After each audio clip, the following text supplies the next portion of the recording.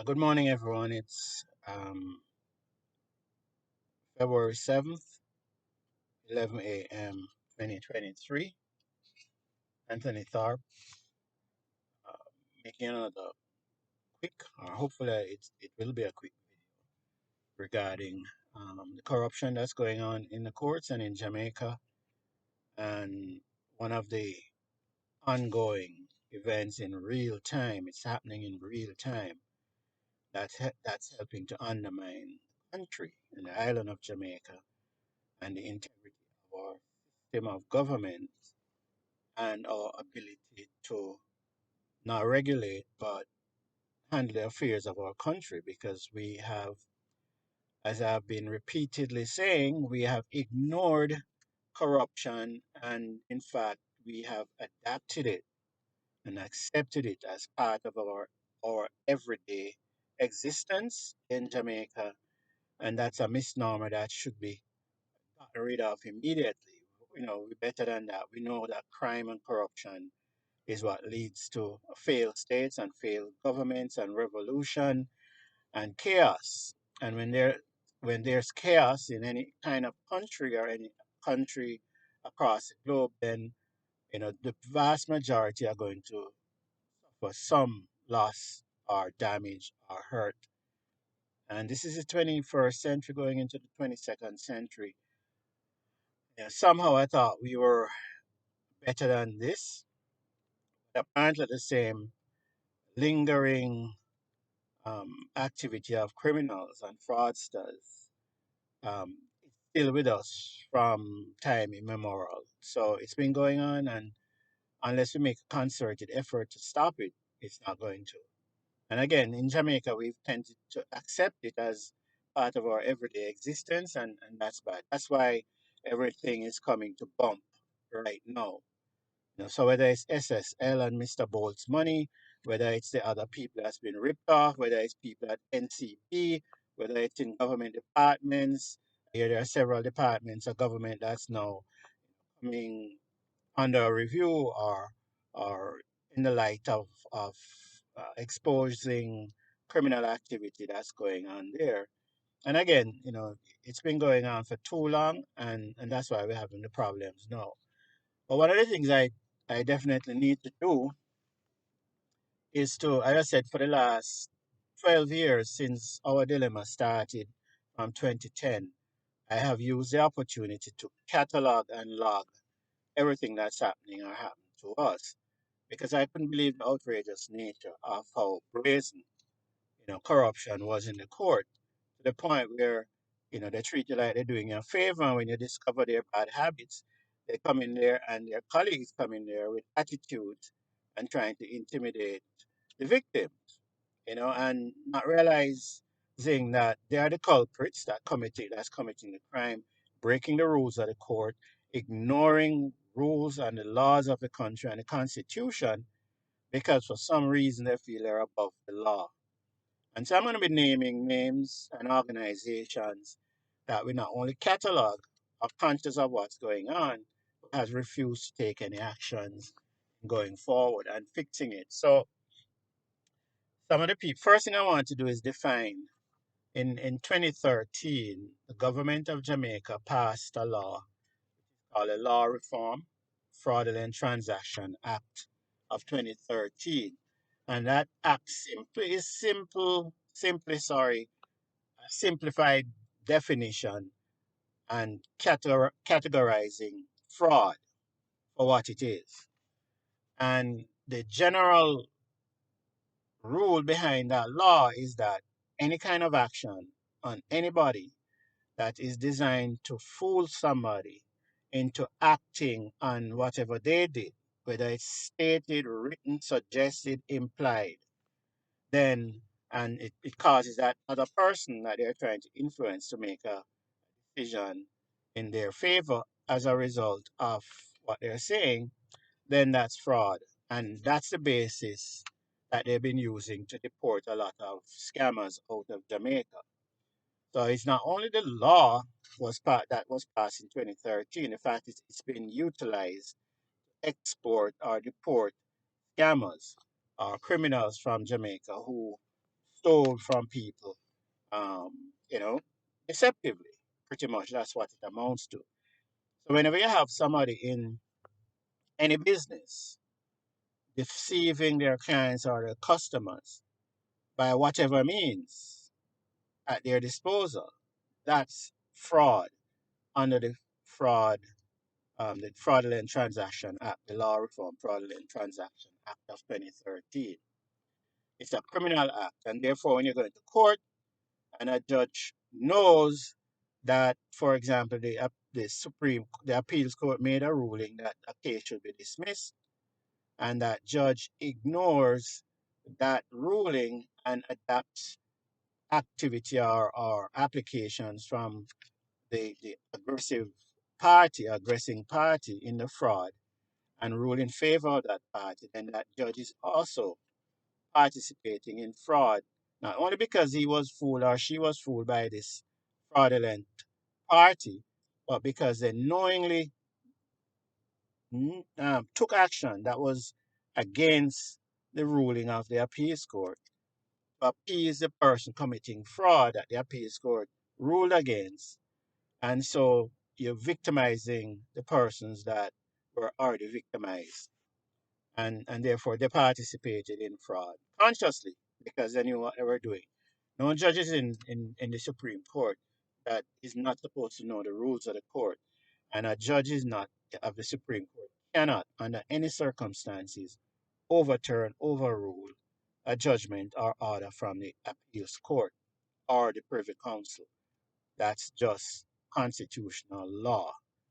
But I keep saying, but these judges that are involved in that kind of activity in the court seem to have major influence over the other judges because the other judges either pretend they don't know what's going on, keep their mouths shut, and ignore it, and refuse to expose those persons who are committing the fraud, those other judges, those attorneys.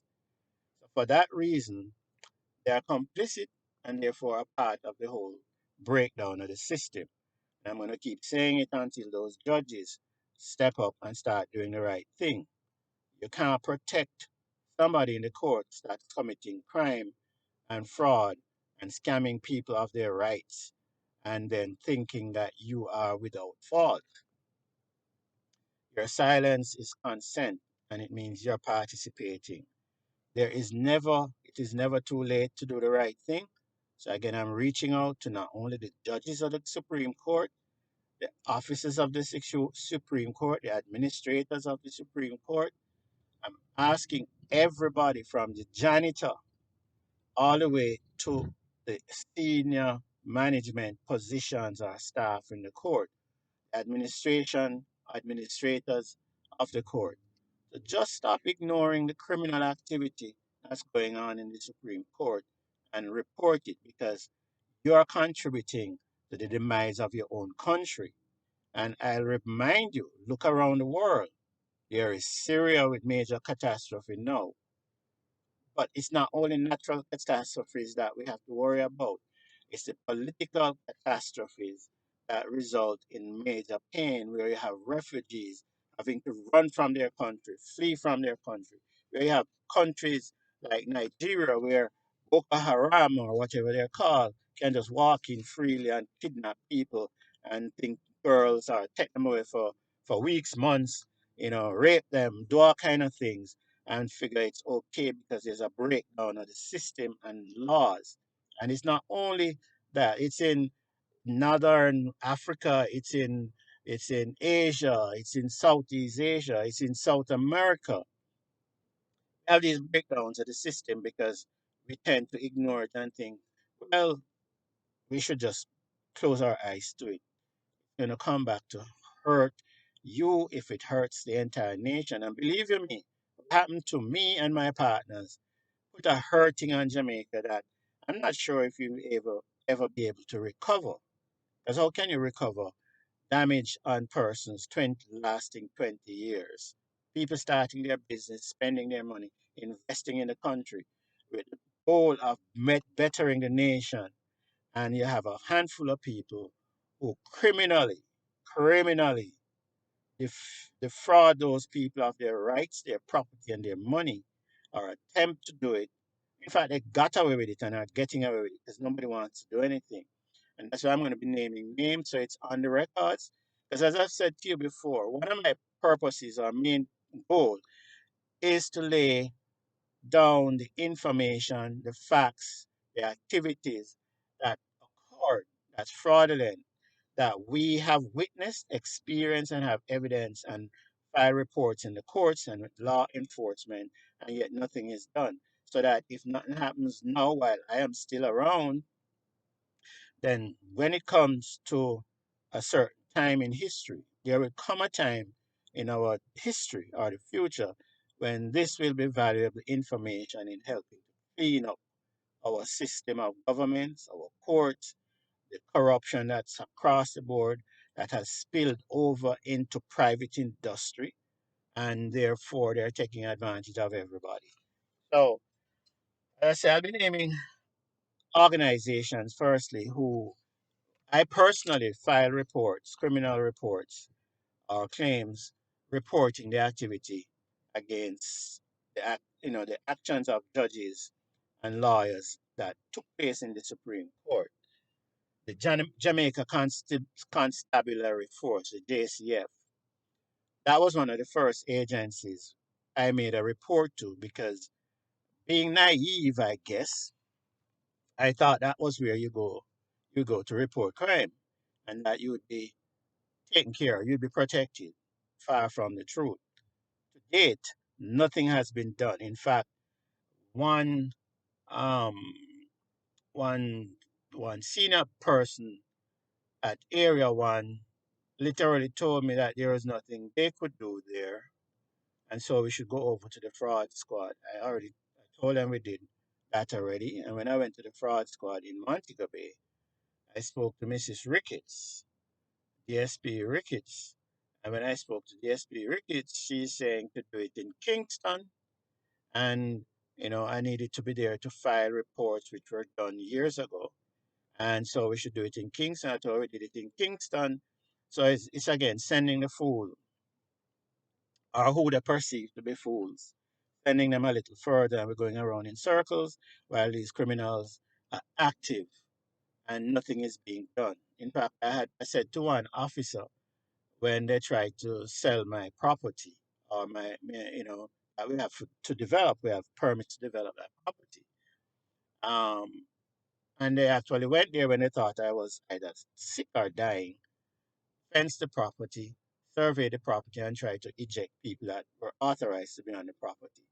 And when I called the police from here, they told me basically there's nothing they can do. And I was like, so it's going to take for me to come down there and hire people, put them in a truck and drive up there and then chase people off my property. And when that happens and people get hurt, that's when you're going to be showing up, right?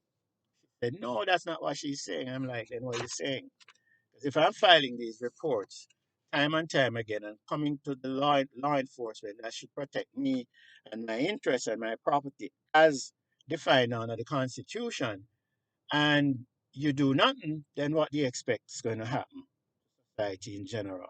Because if it's happening to me, guaranteed it's happening to other people. And it's not good enough for every so and then or every now and then you have a few people being charged and you put them in the press and think it's okay. I'm trying to figure out what is the fraud squad doing in Jamaica? What's the JCF really doing in Jamaica as it relates to these criminal activities? They know the people. Again, John Graham, attorney at law in Kingston, there's some place in New Kingston. He's one of the main culprits, and we identified him along with his co-conspirators, Alexis Robinson from Miles Fletcher and Gordon. And nothing has been done, even though the evidence is there. These people filed fraudulent documents. They went into court. And in fact, Alexis Robinson is still in court, alleging that we retained her, or the owners of my company retained her, which means if it's my company, I'm the owner, then I couldn't have retained her. But what they did, they went in and fraudulently removed me from my name from the company and tried to say now they own the company. And that's all documented, and I'm not just saying this. How could I do it? Because they file papers, they come back into court, and the judges refuse to even ask them to provide evidence how they became owners of my company, claiming I owed them money when the very courts that we're talking about, the very court ruled that I could never have owed these people any money. Yet I went after that and tried to sell my property, tried to take over my company. In one instance, my company in Florida, I cleared it up with the state, and the state reversed the corruption there and the fraud and told me I should report it to local law enforcement. Local law enforcement there, the sheriff department said, because it was happening out of Jamaica, it's Jamaica's jurisdiction. So it came down, provided them with the information and nothing yet. So what they did now, when Florida, the state of Florida, corrected the fraud and reinstated my name. In fact, what I did, I asked the state not to put back my name on the document, but put another of my partners, Bill Ridgely, William Ridgely. And when they put his name, when the state put his name on there and they realized they couldn't now go back and use me as the excuse, what they did then was go back and committed fraud again by filing papers to close down that company and withdraw it from the state. Then I went to New York where I had another corporation registered, and they now claim that some order from the Jamaica courts where they ruled against me, two adverse rulings, they took to a Florida corrupt judge, a judge Paul B. Hyman, real old criminal, and a trustee that was supposed to be neutral and working to ensure that my estate was settled. They got together and cooked up some scheme that they purchased my interest, all my interest, 100% interest in my company. And I didn't own the company 100%, firstly. But that said, they cooked that up. And then on cooking it up, they went to New York, reinstated that company because it was administratively dissolved, meaning the company was not functioning, it wasn't active. It was closed down in short. They reactivated it using a Steve Rapier, came back to Jamaica with all of that mess, entered the court, and now say, oh, they own my company. And even though I presented all the evidence to this court that that was fraudulent, and not only was it fraudulent, but based on rulings from this court and the appeals court, I couldn't have owed these people anything, much less giving them permission to take over my company. And these judges that it went in front of, except for a few who picked their argument out, and one of the judges that I must take off my hat to, he reviewed the entire matter, including the fraudulent transactions and the filing coming back to Jamaica, and told them this kind of order from a U.S. court cannot be enforced in Jamaica. That's an order that claim if I landed back in Florida because I'm fighting the fraud in Jamaica, they would have U.S. Marshals detain me indefinitely. That's a Paul B. G. Hyman from the bankruptcy court in Florida. As I say, real scruff. So he made orders to incarcerate me indefinitely until I stop fighting the fraud in Jamaica. Of course, I went back and told him, first of all, the order was illegal, which I filed with the chief judge in Florida. All right. So I went back and I said, you don't have any jurisdiction over me regarding going to court in Jamaica. For a number of reasons. One, I'm a Jamaican citizen. Two, I am a defendant in that matter. And you can't tell me I can't go. So they're trying to say now I represent the company because quote unquote bought my 100% interest.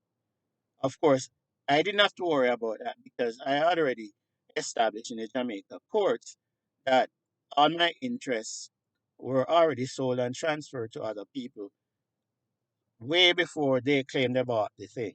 So anyway, when they were in front of Justice G. Brown, he pretty much kicked out their whole story and argument and told them that couldn't be enforced in Jamaica. Then the question was raised by John Graham if I could represent my company. Justice G. Brown told him, Not only can I represent my company in terms of the matters in the court, which had to do with us collecting our damages, but he was putting in the court orders that I was recognized as the representative. He asked the question also arose whether um, I had control over the property that they were trying to steal, which the court already ruled against, The appeals court ruled against them on that front. U.S. courts said they have no jurisdiction, and that's a matter for the Jamaica courts.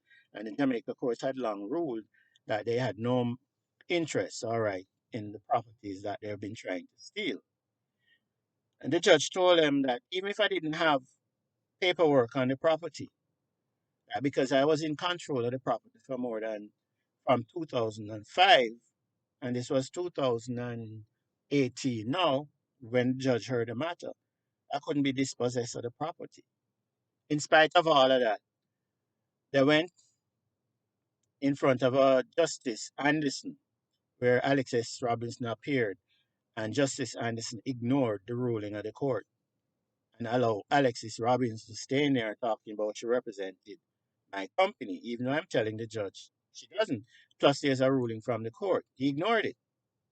He ignored the fact that he needed to recognize the people who really own the company, which we filed the necessary papers. He said he's not going to do it. And then allowed Alexis Robbins to file some paperwork. Because when she showed up the first time, she didn't file anything official in the court. She filed papers, I think, in December of 2018 that she's representing my company or business ventures with the interest. I said my company because I was still the director of the company, but the company itself and the assets were owned by other parties. So Alexis Robinson went and did that and showed up in January and filed fraudulent papers that she has been instructed by the owners of the company to withdraw the damages we were entitled to. Of course, at that point, the damages that she claimed she were entitled to, business ventures had already sold, as I said before, those interests to the other party. So there was no damage for business ventures to withdraw. And even when that took place, a judge, Justice B. Morrison, ignored all of that and then went ahead and gave order. Well, he didn't even give any orders. He just said he wasn't going to hear anything on the matter and left it like that. So I'm listing those people because I need the records to be kept. Even though I filed those same records in U.S. courts, not only in the courts but with law enforcement in the U.S. U.S. Attorney, FBI, controller of currency, all of those parties. Because again, my life was threatened, as I said, and as I said to you before, only was I threatened about being locked up, which means my human rights and freedom was being illegally usurped by these conspirators of fraud. And so I filed all the necessary papers and want you to be aware of it, that what's happening to this country and what could happen to me or my partners is a pre-planned conspiracy by these persons to both defraud us or cheat us of our money and property, which the law says they can't. But as I said to you before, they heard I was sick, and yet they showed up and they had the nerve or have the nerve to file in court that they're trying to sell the property and I am trespassing on the property. And as a result, they can't sell the property. And I chase their agents off the property. Of course, all lies. And again, reminding you that court ruled that these people have no standing. Yet I'm in court and I'm saying this to you even after those rulings. So you tell me, how brazen are these criminals? And they're brazen because nobody wants to do anything about it and people refuse to speak up. And as I said, I'm reaching out to everybody that views or listens to this video to understand that it's affecting me now, my partners now. It's going to affect you directly later. Indirectly, it's affecting you because they've undermined the economy to the of over 2 to 4 trillion US dollars over this 20-year period. Well, almost 20-year period. As I said to you, we started our business from 2004, and our business is still on hold because of these criminals. So, um, asking you to, to become active in protecting your own interests and protecting your country, protecting your children's future. Because if we don't, when the revolution starts and people start running down, burning up the place, criminals start robbing and cheating and shooting up the place. And that's what happens when the criminals get loose and there's a breakdown of society. Again, I'll point to Haiti. And though Haiti is a really great country with great people, and it's probably not as bad as they're making it to be, it's still bad. When you have criminals can walk around and just shoot policemen and shoot on citizens and demand things of people, gangs. How can you have gangs running a country? It's bad. But that's where Jamaica is headed. Because you see, we have all the elements and they're already in place. So when they get activated by the breakdown of society, what is going to happen to you? You're home.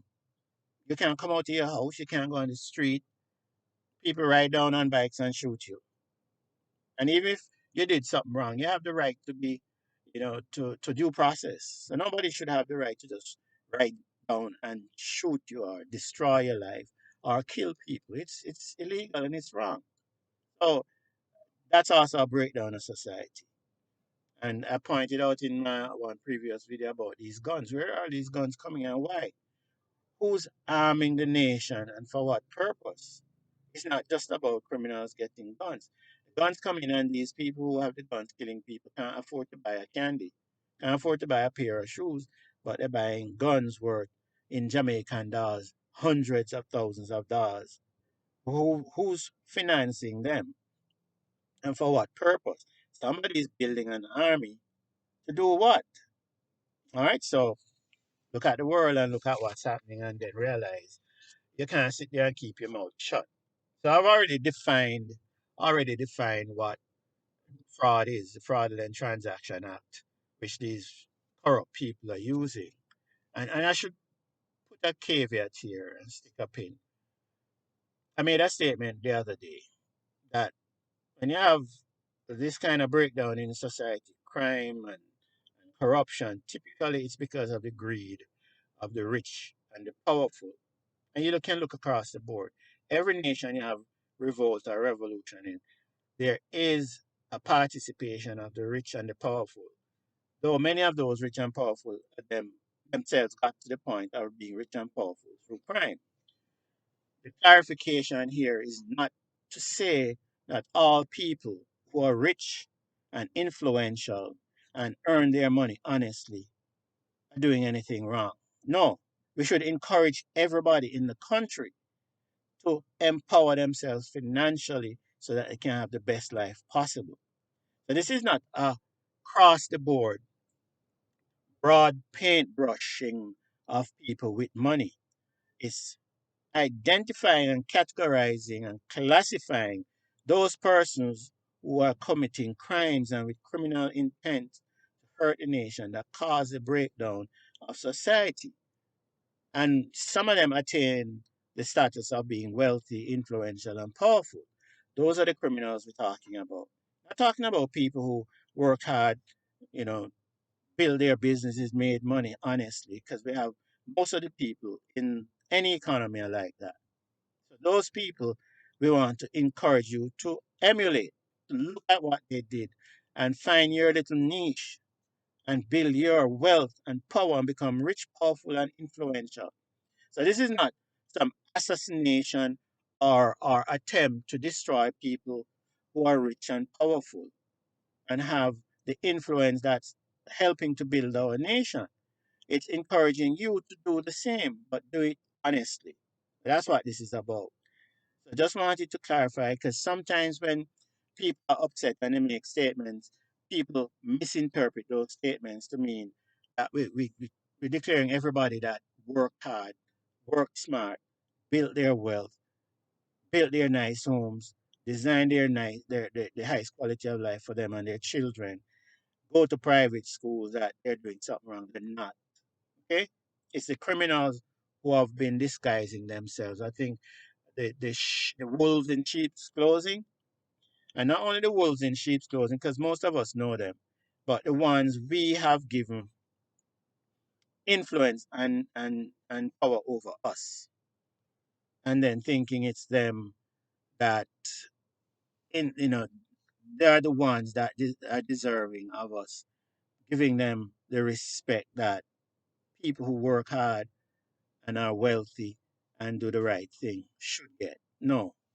All right. So hopefully that clarification is quite clear. So you need to go work smart, work wise, work hard to build your wealth so you become wealthy as well. Live the best life. Work towards that. And that's what I'm all about. In fact, when I came to Jamaica, part of my motto or mantra was building wealth without bureaucracy, because the intent was to elevate as many Jamaicans as I could to the status of millionaires. And we were on that path until these corrupt people stepped in the picture and slowed it or stopped it. All right? Again, so I'm going to try to wind up quickly. So one of the organizations that we attempted or filed documents with firstly was the Jamaica Constabulary Force, the fraud squad, MOCA. We filed at Area 1. We filed at fraud squad in Kingston, both on Duke Street and in the New Kingston area.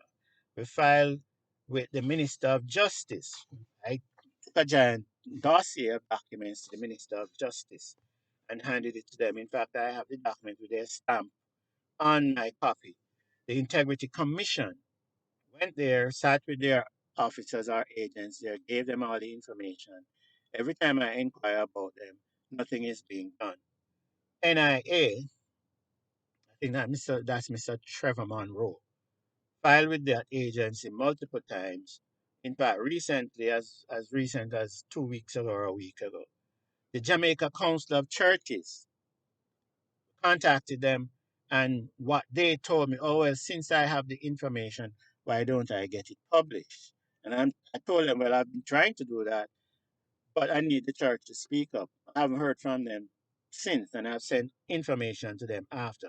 So here we are, people who claim they're, up for the Ten Commandments, and thou shalt not steal, thou shalt not basically commit crimes, and yet they are the most amongst the quiet group, and they should be the most vocal when it comes to the morality and the morals and the integrity that's in the nation.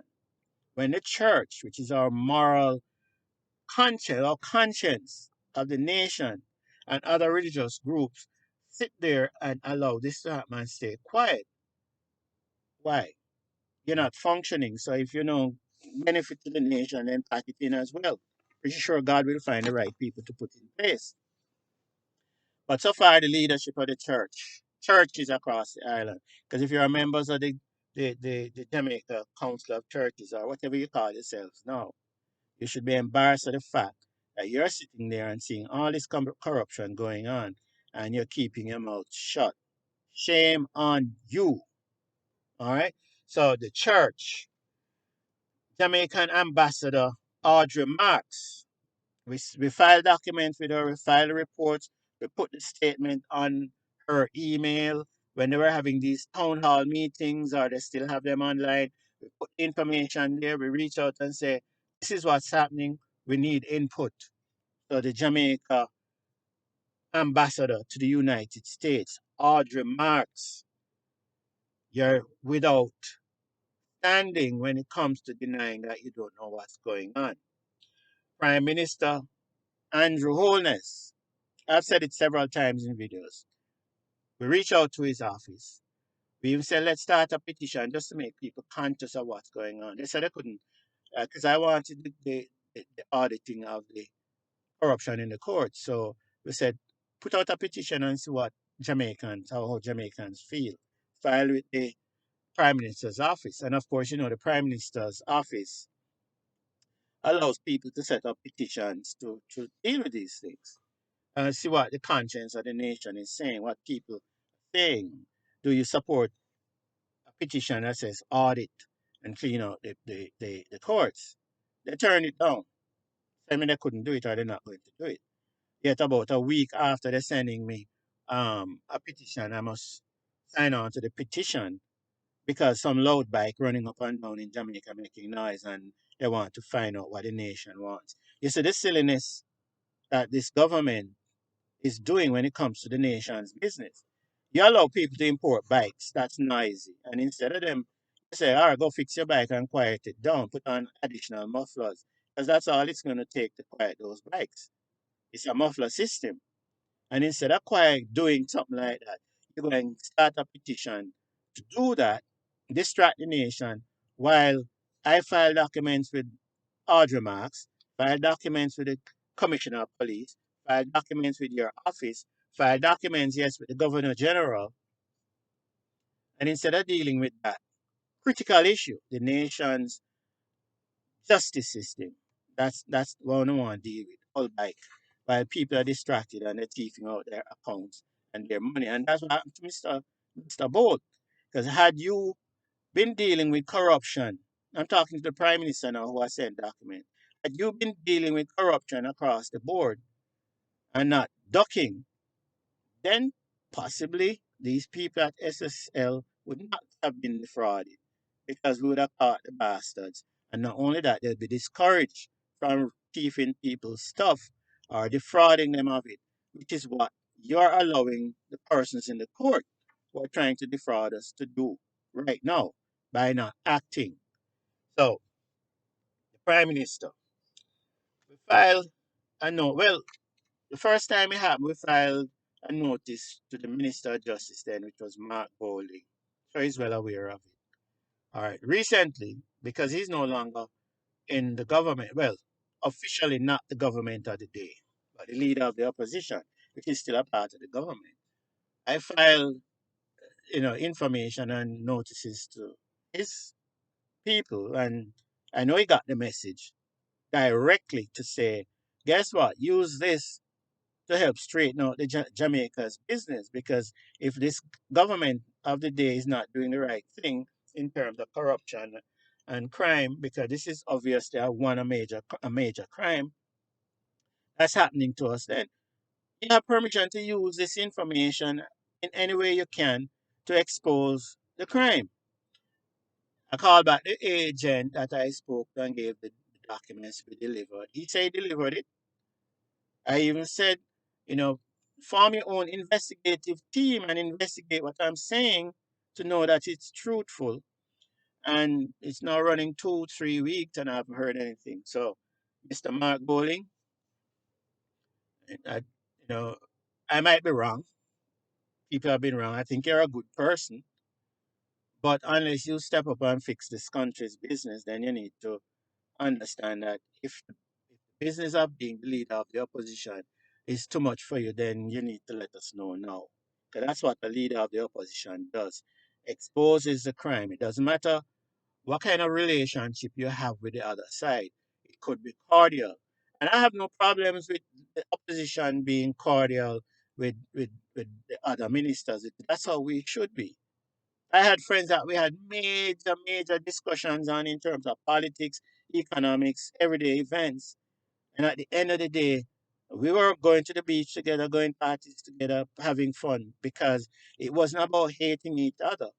But when you see something that's going wrong, then you need to step up because that's what helps to keep these people in line and keep the nation in line. Because if they know that even if we have a good relationship and we see you doing something wrong, we're going to tell you.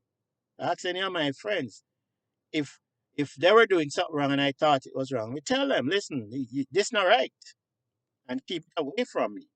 And we're still friends, and we remain friends for decades, for years, over 60 years. My friends have been, and I have been friends. And when you see, if we haven't seen each other in 10 years, when we see each other, you couldn't tell we're apart. But that's the relationship, even though we had disagreements on issues. That's the way the nation should be. Not get people so riled up they want to hurt other people or destroy the nation and run amok of the law. So, Mr. Mark Golding, I'm asking you respectfully to step up, expose this, take it to the people, ride this nation with the fact that corruption is what's undermine us and kill us, and help fix the business. All right. So, Mr. Mark Golding again, the Governor General, yeah, file document with the Governor General because the Governor General directly and indirectly has some influence over the courts. The Governor General has a role to play. It's not only symbolic, he has major influence on the nation.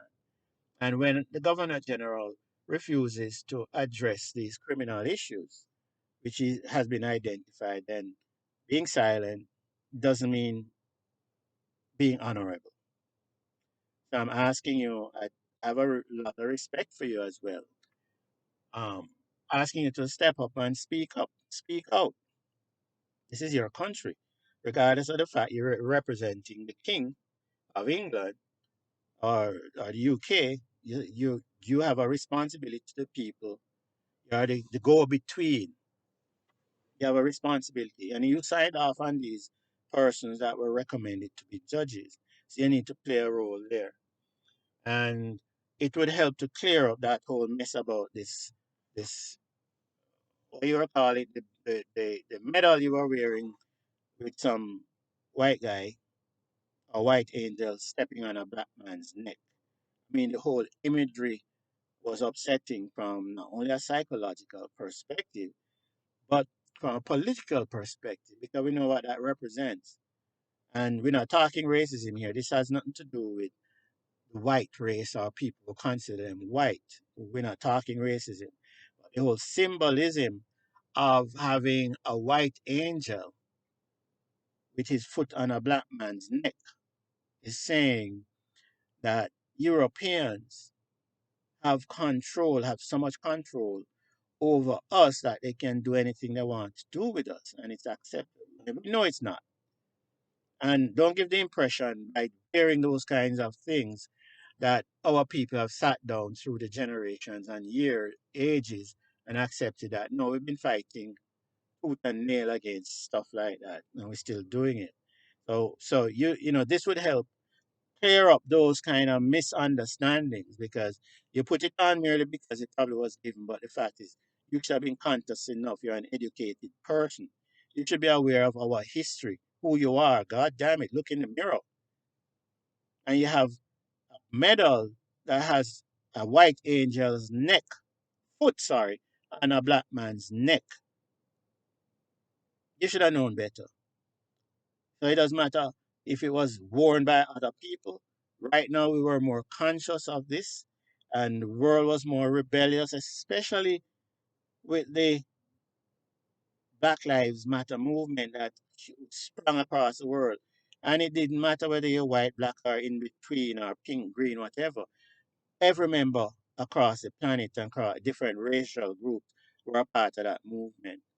So, again, it would help to show that you seriously take your business or your job seriously and help to fix this nation. So, Mr. Governor General, please do the right thing. Um, and I'm going to just mention that Mr. Anthony Anderson, Constabulary Force, you need to step up seriously when it comes to this corruption and fraud and this matter. Not going to say much more because you have all the paperwork. And in fact, I'll say to the nation that I filed a complaint of complicity against all those persons I just named, except Mrs. Marks, I think, and the church. But the government agencies and ministers and the judges that participated or are participating in the fraud. I filed a complaint in the Supreme Court against all of you. I paid a process server to serve all of you, and that process server disappeared. I don't know if he's alive or dead, but I gave him a big brown paper bag with a whole heap of money and the papers from the court to serve all of those people on the list. He claimed he served the Chief Justice. He claimed he served other people and he left paperwork XYZ and then he disappeared. So is he just negligent in completing his job? Or has he been threatened? and so disappeared with my money. Those are things that we need to find out. And guess what? The fraud squad should be investigating all of that too. And if you investigate the fraud and the corruption, then you'll come across that individual and you'll be able to find out where he is. I'm not going to call his name, but I had him serve papers on other people and it was served. But once it came to me filing this complaint in the court, officially I'm paying the stamp duty, I'm paying him to go serve it. I met him at the Supreme Court in the garage, gave him the bag full of money, gave him the documents. He went in his car, and as I said, he said he served a couple people, which I have on my email, and then he disappeared. So if he's out there and he's hearing this, please make contact and then tell us why or what happened to serving all the other people. But that said, these people were served. Those who were served didn't even bother to file a defense or a response, which is in contradiction of the rules of the court. And when they didn't do that, then we should have heard about it from the court because I'm asking the court what's happening in this matter and nothing. So, anyway, I wanted them to mainly know I was serious about protecting my interests. I wasn't trying to destroy careers, but like I said before, if you don't have the interests of this country at heart, then you need to pack it up, resign your positions, and move on. We can do better. So, Daily Gleaner, we mentioned them before. Several journalists. Daily Gleaner, nothing, covering it up. Western Mirror, Mr. Smith. I have known the Western Mirror before it was the Western Mirror when it was the Beacon. You were there. I knew you and the other persons that were there. That was decades ago. So I'm wondering why you're afraid to carry stuff now, telling us you're afraid to be sued. We already provide you with evidence and the facts. You can't be sued. We already said we would take all liability from anybody who tries to sue you for the facts that we're putting out there. Nothing. We put it on video and put it to the world so it's out there so you can simply see reporting what's in the public realm. But you haven't been printing anything. Nationwide, the same thing. I send videos to you every time we're putting out something and nothing. So, Mr. Nationwide, again, why are you only selective in certain stories you're covering? This is a major story that's undermining the nation, threatening people's lives, threatening people's, you know, welfare, and nothing. You're quiet. Why? And you can't be using the excuse you're scared of being sued. Because as I just explained, the videos were done not for quality, not for fame, fortune, but so that the evidence would be out there so you could simply report on it. So more people are exposed to it. That you could initiate discussions around the matter so that people are conscious who is doing what so they can consciously clean up the system. Because when you do that now, the Prime Minister don't have any excuse. The police don't have any excuse. They can't just ignore me. So you need to step up. You have a responsibility to help to fix this problem. Mrs. Ricketts at the Summit Police Station, ASP Ricketts, you're in charge of the fraud squad there. We filed papers with you, and I don't think I should be hearing that there's nothing you could do, can't be done to stop these people. You have the names, you have the facts, it's on video, it's online. We provide you with everything you need. You have my phone numbers, you know where to find me. So it's not good enough. Right? So that said, so those are some of the organizations and people that this stuff was reported to and nothing done. I'll say I reported it to the FBI as well, Controller Currency USA, Attorney General's Office USA, and in fact, I'll backtrack and I also reported to the DPP's office on two occasions and spoke to two of their officers. They didn't speak to the lady in charge and let them know what was happening. And they told me on two occasions that, oh, before they can act, yeah, it's fraud. They said it was fraudulent. They admitted it and said they couldn't do nothing until they got something from the police, the fraud squad, or a folder from the JCF. So if that's true and you can't act on it, then you can pick up the phone and call the fraud squad and say, all of this information is out there. Why aren't you doing something about it? Because it's making my office look bad. It's making me look like I'm discriminating against who to prosecute and not to prosecute. And I'm pretty sure the lady in charge is not like that. And I'm hoping I'm correct. Mrs. Llewellyn, I'm giving you the benefit of the doubt because I do believe your integrity is there. I've watched you work and I've heard the things you've said and I've seen some of the things you've done. So you need to also understand that you have a major role in keeping this nation together. The health of this nation is in the hands of law enforcement, and you're part of that. So again, just like when the US had problems and they found the varying divisions of law enforcement operating independently as opposed to together, I'm asking you to pull it together. Pull everybody together. Sit down and put this thing in front of everybody at the same time. Start working on it. And tell the nation that that they believe that all this thing I'm saying is incorrect and why you're not doing anything about it. Tell the nation if I'm saying something that's wrong or you can't do anything about it. Come into the media and tell them, say, what Anthony Tharp is saying about all this crime, all this corruption is not so. What Anthony Tharp is saying about Justice B. Morrison appointing people to a trust that's in New York that he has no jurisdiction to appoint, a trust, an estate that was closed in probate for more than 10 years or about then, tell the nation that I am wrong and that's not fraud, and then explain why is it that two of your officers in your department told me that's fraud and you're waiting on the police to provide you.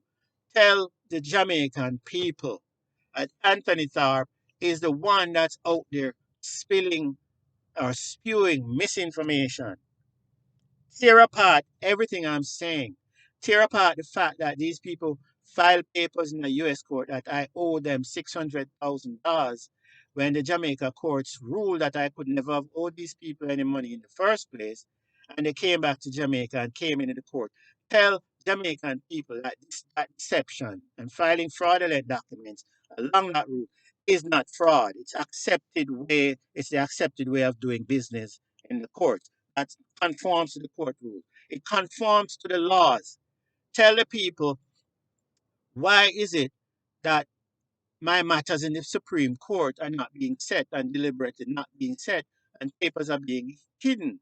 Tell them that's how on the normal way of doing business and that's kosher. Tell them that there's nothing wrong with that.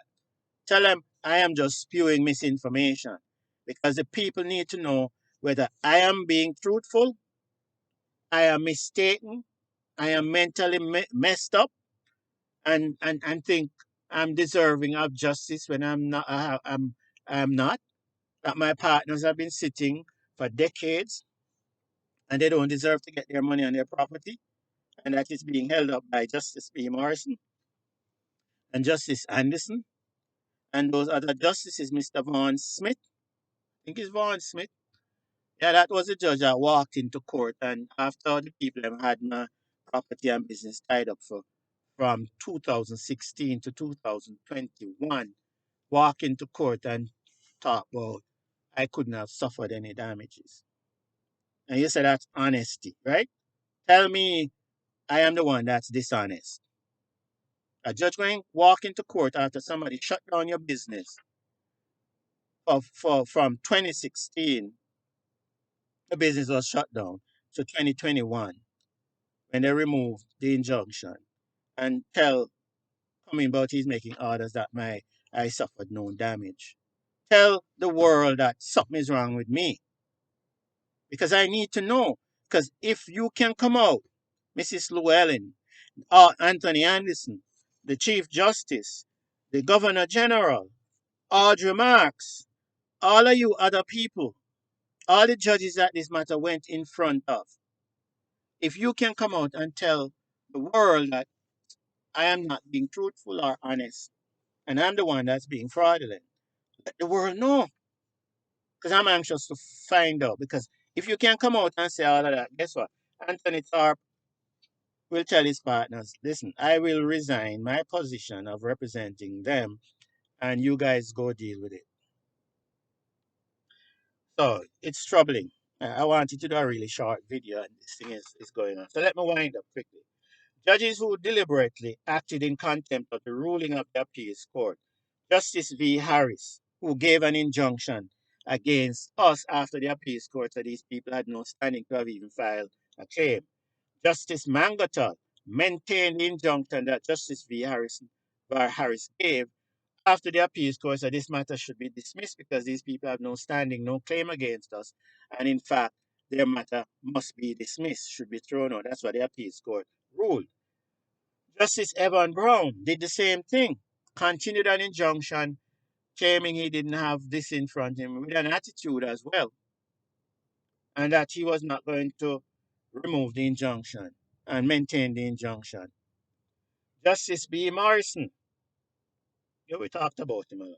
Justice B. Sykes, Justice B. Sykes said he wasn't going to grant an order to the JCF, who claimed they wanted an order from the Supreme Court to investigate the fraud in the court. They needed. Say he wasn't going to give it because a whole bunch of people could get in. He didn't use the word, but he said a lot of people could get into trouble. And when he said that, I filed a report to Mrs. Justice McCullough. The Chief Justice said Mark Golding, and God knows else who, the police themselves. That's the new Chief Justice, Well, he's in office now for 2, 3 years. Justice B. Sykes. So come out and tell people that didn't happen. Tell them I didn't file that report. Tell them Justice McCullough didn't have that in front of her. Mr. Mark Golding, come out and tell the world that I didn't file those things with you. And that you sent a letter to me, and that you said you sent a letter to the Chief Justice and Mrs. McCullough to do a research and get back to you. Tell the world that all of that I'm saying is untrue. All right? Everybody on this list that I've mentioned, tell the world that what I'm saying, come out and tell the world that everything I'm saying is not so. Justice Mason, recently, and in the past when she was acting as registrar, Justice Mason refused to set matters. Then the other day, Justice Mason is going to come into court and ignore all the rulings of the court, ignore the ruling of Justice D. Brown, and then went and made a fraudulent statement that I didn't file any documents, so she didn't have anything to rule on. And then granted an order to people that, anyway. So she needs to come out and say what I'm saying is not the truth. Why did Justice Mason do all of that? And then make statement that I didn't file any documents in court when it was there on record and still is there. And the press can go there and ask to look at it. So that's Justice Mills. All right. I mentioned Vaughn Smith already. Justice. Oh, and Kirk Anderson. You come and tell the world that what I'm saying is not true. That you say you weren't going to recognize the people who own business ventures and solutions. That you refuse to recognize them when the courts rule under Part 19 that the court must recognize them. And that you refuse to, by saying you're not going to enforce the orders removing an injunction that Justice Beswick said was discharged or removed. Tell the world you did all of that because I still have the court order where your, your handwriting is there that says you're not going to do it. Why would not judge want to enforce the orders of another judge in the Supreme Court when the law and the rules of the court say you can't overturn it? But you think I just file it because, for file's sake, I deliberately filed and requested the orders that I put in front of you because I wanted to see what kind of ruling a judge was going to make on this. And here you came and you did exactly what I was expecting, this constant game of defrauding people. Because when you take deceptive actions, as I said, under the Law Reform Fraudulent Transaction Act, that's defined as fraud. So all these judges who did all those things ignoring the rules of the court committed fraud. And you need to say to people that I am wrong. I want to send a message to the FBI as a reminder that I did file a complaint, and I know the policy is that you won't tell us what's going on. I remember when I went to was Fort Pierce, to that office there in Fort Pierce, the officer I spoke to said, well, they won't get involved unless there's a lot of people involved.